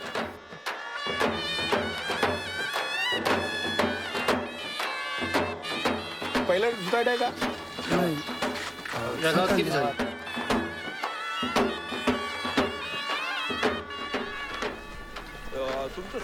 Des drames comme celui que nous venons de voir se produisent 3 fois par jour dans la région de Vidarbha, où le coton BT a été introduit en 2005. Certes, le suicide des producteurs de coton n'est pas un phénomène nouveau en Inde, mais avec les OGM, il s'est considérablement accentué.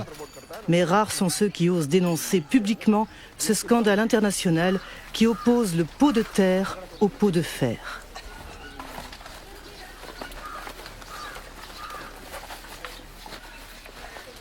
Voici les zones de Vidarbha où on cultive du riz. On voit qu'il y a peu de suicides. Et ici, c'est la zone où on cultive le coton. Le résultat du coton BT, c'est que la première année, il y a eu 600 suicides entre juin 2005 et juin 2006. La deuxième année, après seulement 6 mois, nous sommes déjà à 680 suicides.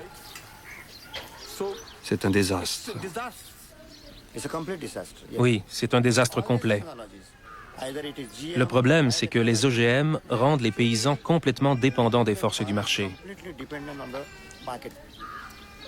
Non seulement ils doivent payer leurs semences plus chères, mais ils doivent acheter des engrais. De plus, la consommation d'insecticides n'est pas réduite. C'est un mensonge. Monsanto dit que les OGM sont adaptés aux petits paysans. Qu'en pensez-vous? Notre expérience prouve que c'est complètement faux. C'est un mensonge.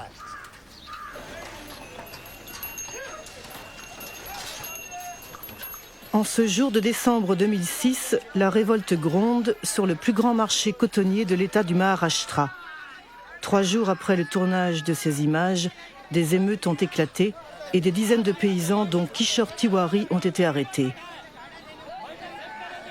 बहुत कम भाव में ले रहे माल और काश्तकार करके परेशान हो रहे तुमचं किती आहे बेटा कर्ज 32,000 रुपीज अ डे तुमचं 50 हां 60,000 रुपीज अ डे तुमचं 50,000 rupees a day 20,000 rupees a day 50,000 rupees a day 15,000 rupees a day किती लोकांना बीटी लावायचं नाही पुढच्या हातवर sir they don't want to go for the BT.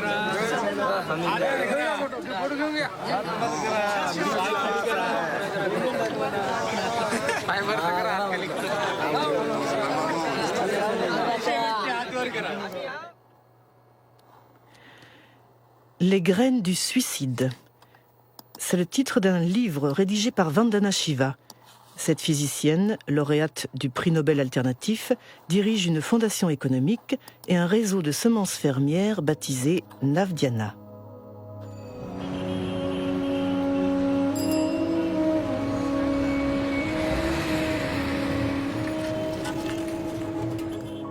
Vandana Shiva s'est d'abord battue contre la première révolution verte, celle des années 1960 qui a introduit l'agriculture industrielle en Inde.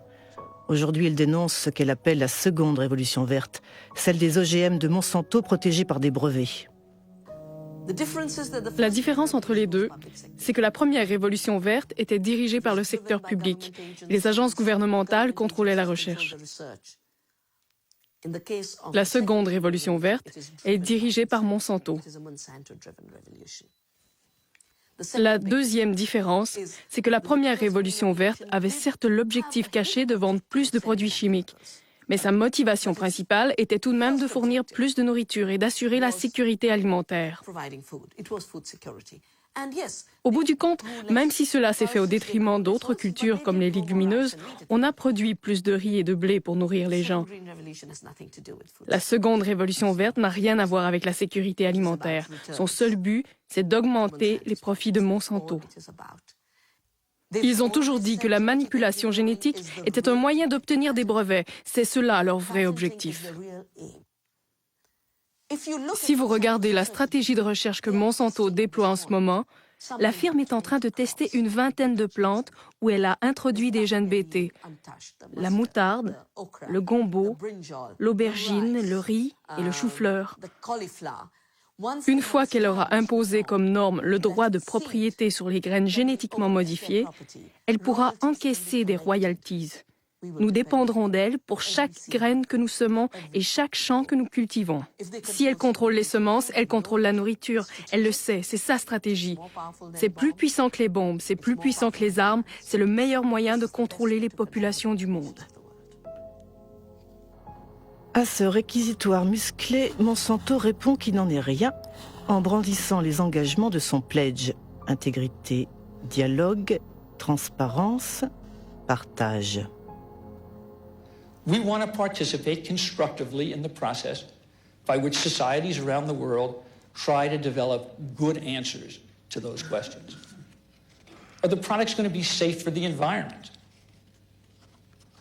How are they going to affect biodiversity? How are they going to affect other plants and insects and birds? What about outcrossing of genes? What happens if genes do outcross into wild species? To me, that means, among other things, listening carefully and respectfully to all points of view. Avec l'air de rien, Robert Shapiro vient de parler d'un sujet très délicat qui inquiète vivement tous les opposants aux OGM, la contamination transgénique. Monsanto préfère parler de présence accidentelle faisant partie de l'ordre naturel. Apparemment, les OGM ont déjà contaminé le maïs mexicain. C'est ce que révèle une étude publiée par la revue scientifique Nature. Signée par le professeur Ignacio Chapela de l'université Berkeley, cet article a provoqué une vive polémique.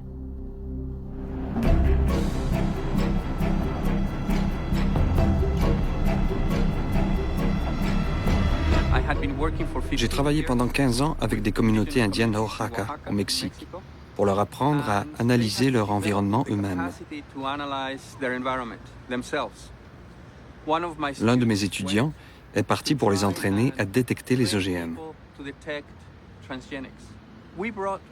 Nous avions apporté une boîte de conserve de maïs américain qui allait nous servir de contrôle positif, parce que nous savions que ce maïs était transgénique. Nous avions besoin d'un contrôle négatif, et nous nous sommes dit que pour cela, le maïs mexicain était parfait, parce que c'est le maïs le plus pur et le mieux préservé du monde. Quand nous avons analysé nos échantillons, nous avons été très surpris de découvrir que le maïs qu'on croyait sans OGM contenait déjà de l'ADN transgénique. C'était vraiment une très grande surprise de constater que les variétés traditionnelles de maïs préservées et entretenues localement depuis 10 000 ans avaient déjà été contaminées par des OGM venus des États-Unis.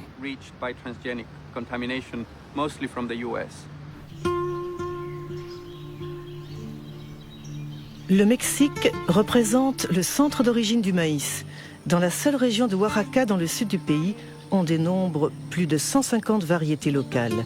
Cette grande biodiversité est un trésor universel qui abrite le réservoir génétique du maïs, entretenu par des millions de paysans mexicains. Ce maïs, c'est pour la famille? Oui, rien que pour la famille. On fait des tortillas. Celui-là a une belle taille, alors je vais le garder comme semence pour l'année suivante. Vous n'achetez jamais de semences à l'extérieur? Non. C'est un échange? Oui, c'est le troc de l'Antiquité.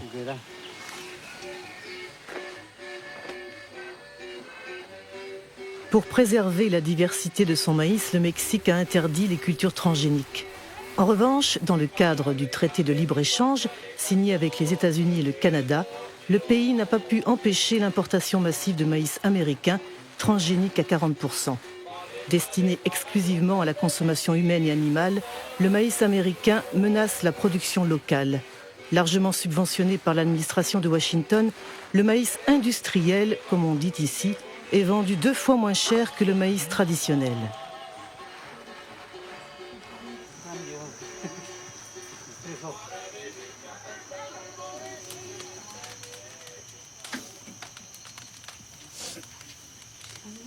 Vous faites toujours les tortillas avec du maïs local? Oui. Il est naturel et donne plus de rendement. Et puis, il est plus nourrissant, car il vient d'une terre pure.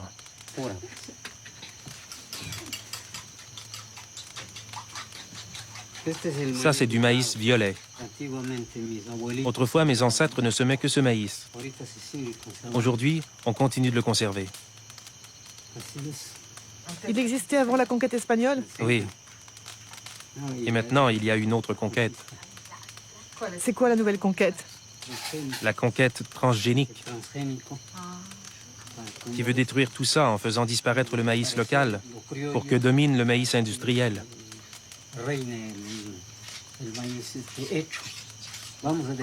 Si c'est le cas, nous dépendrons des multinationales. Nous serons obligés d'acheter les engrais et les insecticides qu'elles vendent. Car sans ça, leur maïs ne poussera pas. Alors que le maïs local marche très bien sans engrais ni herbicides. Vous voyez, il est très beau.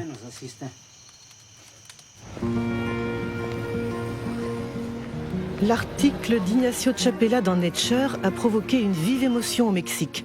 Depuis, l'Institut national de l'écologie a confirmé la contamination du maïs mexicain. Les gènes Roundup Ready et BT ont été retrouvés dans des maïs prélevés dans 5 régions du pays. Que se passera-t-il si le maïs transgénique se croise avec les variétés traditionnelles? Le docteur Elena Alvarez a mené une expérience avec une fleur locale. Elle a inséré le même gène dans plusieurs spécimens de la plante, puis a observé leur croissance. Nous avons constaté que 2 plantes strictement identiques du point de vue génétique, c'est-à-dire qu'elles ont le même génome, les mêmes chromosomes et le même transgène, la seule différence étant que le transgène est situé à des endroits différents, eh bien une fois qu'elles ont poussé, ces plantes peuvent présenter un phénotype, c'est-à-dire des formes florales très différentes.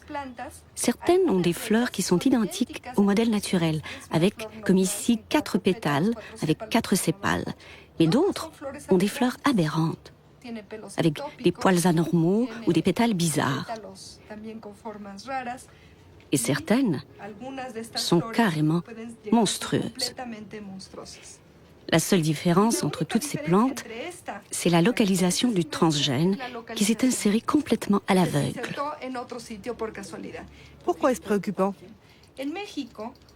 Au Mexique, une fois que les semences transgéniques seront libérées dans l'environnement, il est fort probable que les transgènes s'insèrent dans le génome des variétés locales mexicaines.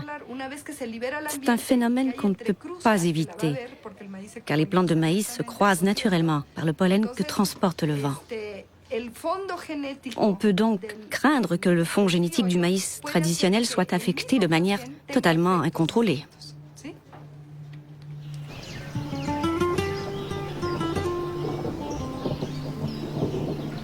Buenos días, los seguimos invitando para que podamos platicar con ustedes un momento en relación a las enfermedades que se están produciendo alrededor del maíz, sobre todo por la contaminación por transgénicos. Aldo Morales dirige une organisation indienne. Depuis 2 ans, il mène une campagne d'information dans les communautés de Oaxaca. Les craintes exprimées par le docteur Alvarez ont déjà été vérifiées sur le terrain. Yo voy a mostrarles ahora algunas imágenes de plantas de maíz que hemos encontrado aquí en la región de la Sierra Juárez y que nos gustaría saber si ustedes las han visto. ¿No? Opa, estas no son. Aquí en esta imagen, por ejemplo, podemos ver cosas raras. Esta planta pues tiene una rama por aquí y otra rama por acá. Las milpas normalmente no salen así. Digamos, sale una hoja y arriba sale un jilote, ¿no? En este caso están saliendo 3 jilotes sobre una sola hoja. Son monstruos. Esa planta nosotros la enviamos a un laboratorio de biotecnología para que detectaran si tenía presencia o no tenía presencia de transgénicos y desgraciadamente nos dio positivo. Miren, plantas como esta las hemos encontrado sobre todo en la calle, en algún jardín, porque seguramente alguien fue a comprar el maíz a la tienda y pues iba caminando y se le cayeron algunos maíces y esos maíces crecieron, ¿no? Y entonces de esa manera es como se puede producir la contaminación a las plantas nativas de maíz. Lo que yo entiendo que en el futuro, si se deja que esto se prolifere dentro de los cultivos de los campesinos, al rato nosotros vamos a tener que comprar maíz porque nuestro maíz ya no va a servir. Es preocupante. ¿Qué debemos de hacer? ¿Cómo le vamos a hacer, no? Una de las recomendaciones que nosotros estamos dando es que si nosotros vemos cosas raras en algún momento, pues le quitemos la espiga, ¿no? Porque la espiga es donde sale el polen. Entonces decimos aguas, ¿sí? Tenemos que ser más vigilantes con nuestras milpas. Pensez-vous que cela puisse être une stratégie de Monsanto, ce qu'elle ne peut pas obtenir légalement, c'est-à-dire les cultures légales d'OGM, elle l'obtient par la contamination? Oui, on finit par se demander si la contamination n'a pas été intentionnelle. Si le centre d'origine du maïs est contaminé, le reste de la planète peut suivre. La contamination profite uniquement à des multinationales comme Monsanto. Comment a réagi Monsanto à la publication de l'article d'Ignacio Chapela sur la contamination mexicaine? Les coups tordus de Monsanto et le licenciement du professeur de Berkeley. C'est signé Jonathan Matthews qui dirige GM Watch, un service d'information sur les OGM basé dans le sud de l'Angleterre.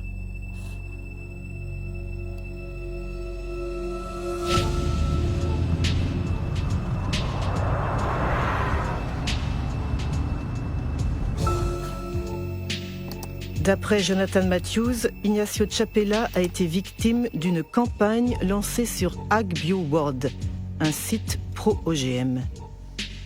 La veille de la publication de l'article de Nature, une certaine Mary Murphy a posté un email que AgBioWorld a distribué à des milliers de scientifiques internationaux.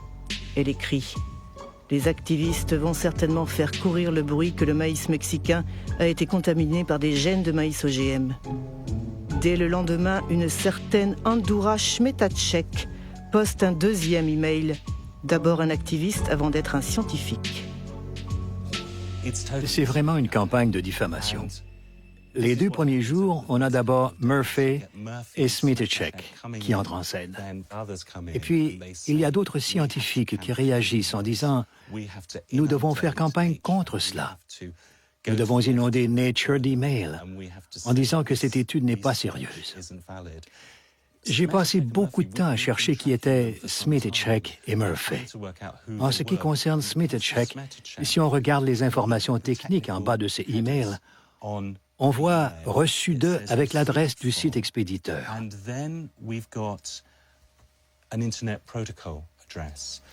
Il suffit de la copier et de vérifier sur un annuaire des sites Internet.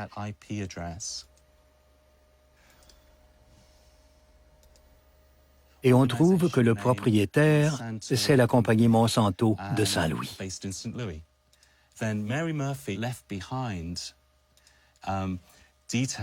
Quant à Mary Murphy, elle a laissé quelques indices qui m'ont aussi permis de remonter jusqu'à elle. On voit que les emails postés par Mary Murphy ont pour adresse bw6.bivwood.com. En cherchant, on trouve que bivwood.com, c'est le nom d'une agence de communication appelée Groupe Beavings. Et parmi ses clients, il y a Monsanto. Des faux scientifiques, c'est vraiment des coups tordus. Oui, on peut parler de méthodes très sales qui piétinent l'éthique la plus élémentaire. Elle révèle une compagnie qui est prête à tout pour imposer ses produits partout dans le monde, y compris à détruire la réputation de tous ceux qui peuvent lui faire obstacle. L'accusation de Jonathan Matthews a été reprise par la presse britannique, mais Monsanto a préféré l'ignorer. Tandis qu'elle poursuit son irrésistible ascension, la firme défend sa vision d'un monde transgénique censé résoudre le problème de la faim et de l'environnement dans la plus grande harmonie. L'expérience pratique démontre clairement que la coexistence entre l'agriculture transgénique et l'agriculture conventionnelle ou biologique est non seulement possible, mais qu'elle se passe pacifiquement partout dans le monde.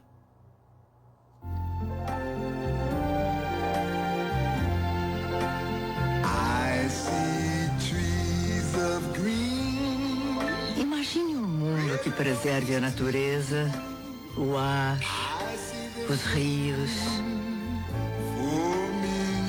Onde a gente possa produzir mais com menos agrotóxicos, sem desmatar as florestas. Você pensa num mundo com transgênicos.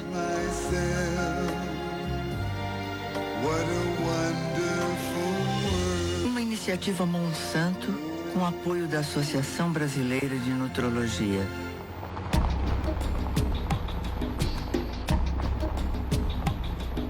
Le monde transgénique. Il est déjà en marche en Amérique du Sud, où 40 millions d'hectares de soja Roundup Ready ont été semés en 2007. La conquête a débuté en Argentine 10 ans plus tôt, le seul pays à avoir autorisé officiellement les cultures transgéniques. Depuis, les OGM se sont répandus mystérieusement dans les pays voisins, comme le Brésil ou ici le Paraguay.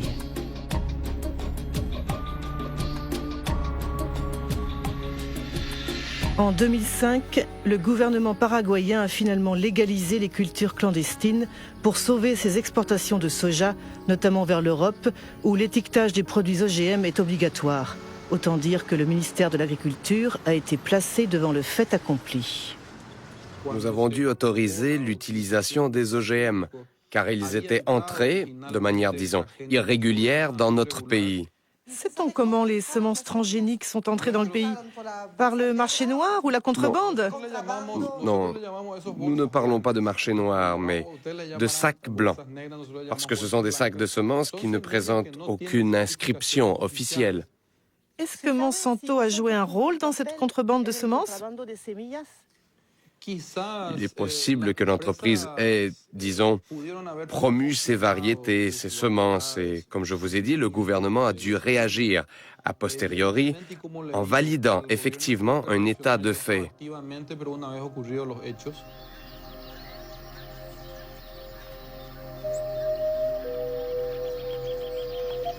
Quelle qu'en soit l'origine, la contrebande fut une bonne affaire pour Monsanto. Dès que les cultures furent légalisées, la compagnie a obtenu que les producteurs payent des royalties sur chaque tonne de soja produite, comme au Brésil.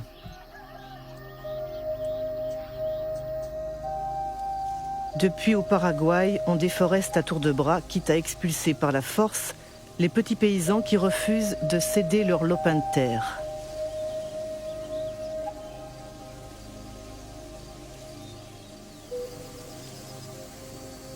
Jorge Galeano dirige une organisation paysanne qui se bat contre la progression de ce qu'il appelle le désert vert. Nous avons ici un exemple de ce qu'est une culture de soja transgénique. En fait, c'est une monoculture qui détruit tout ce qu'il y a sur son passage. Avant, ici, il y avait des bosquets et tout ce qui fait vivre l'agriculture familiale. Des plantes, des arbres, du manioc, du maïs. Pensez-vous que cette monoculture transgénique peut cohabiter avec les cultures des petits paysans? Non, nous sommes sûrs que non. Ce sont deux modèles incompatibles qui ne peuvent pas coexister. C'est une guerre silencieuse qui élimine des communautés et des familles paysannes et détruit la biodiversité de la campagne. Elle apporte la mort, la pauvreté, des maladies et anéantit toutes les ressources naturelles qui nous font vivre. Aujourd'hui, partout dans le pays, on arrose de Roundup, par avion ou avec des épandeurs conduits par des ouvriers agricoles sans aucune protection. Et on arrose jusqu'aux portes des maisons ou près des cultures vivrières des petits paysans. Chaque année, des récoltes sont détruites et des milliers de personnes contaminées.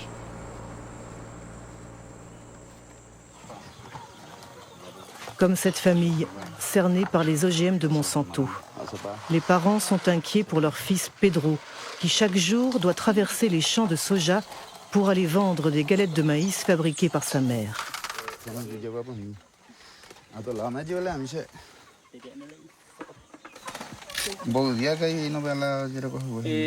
15 días ya por la peso ya ni por no. Eu perire bella peregua be su butere la primero güey. Oyu pijo.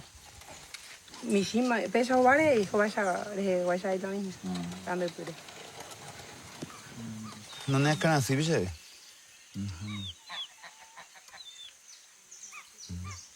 Come bien. Te dia hoy en usted vete mi umia ya poina jugo hamba ende uina. Misa sa ibe le karube. Qua, ma qua. Qua karube sí. O karube eso y coina. Pero algunas veces hay cuál karube y más veo.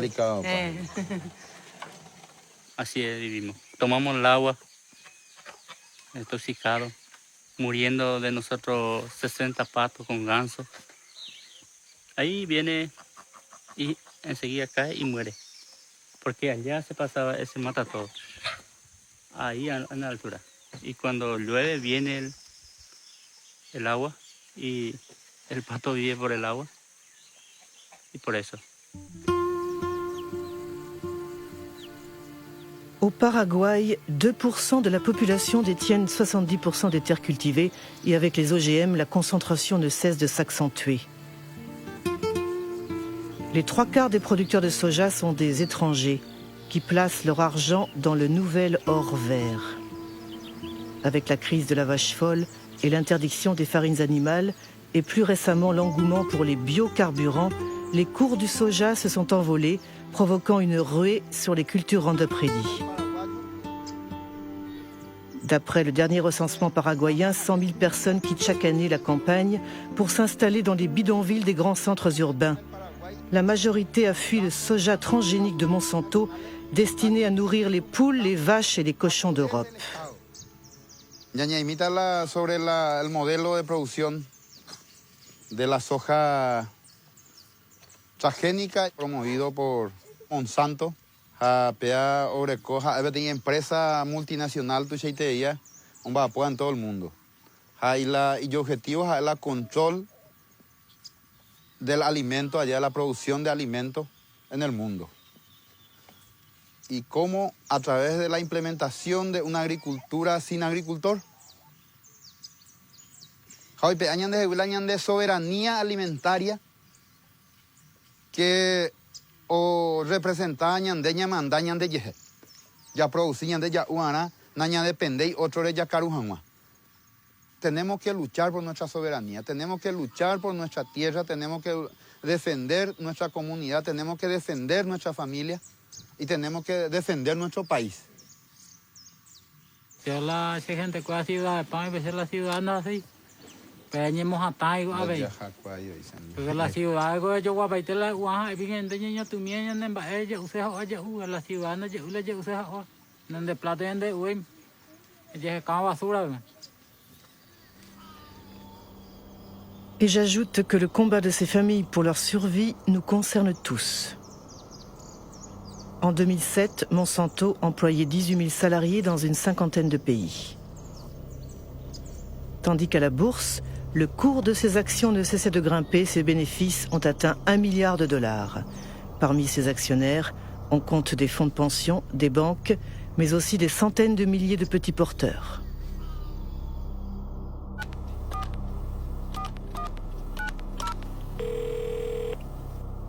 Chris Horner.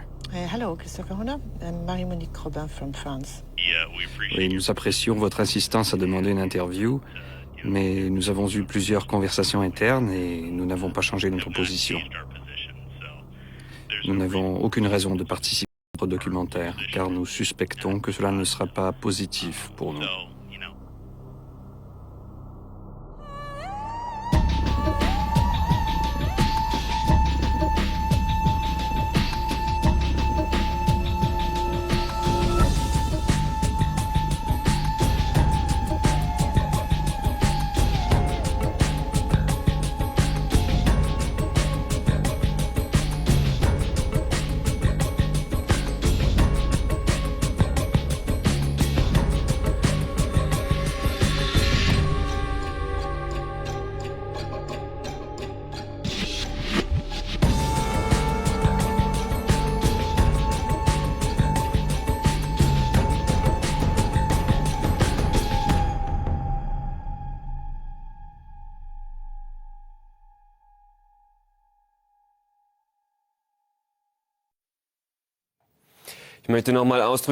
Rappelons que toutes ces informations sont librement accessibles sur Internet, pour vous et moi, et pour les responsables politiques. Marie-Monique Robin s'est simplement contentée de les sortir de l'anonymat et de les rassembler.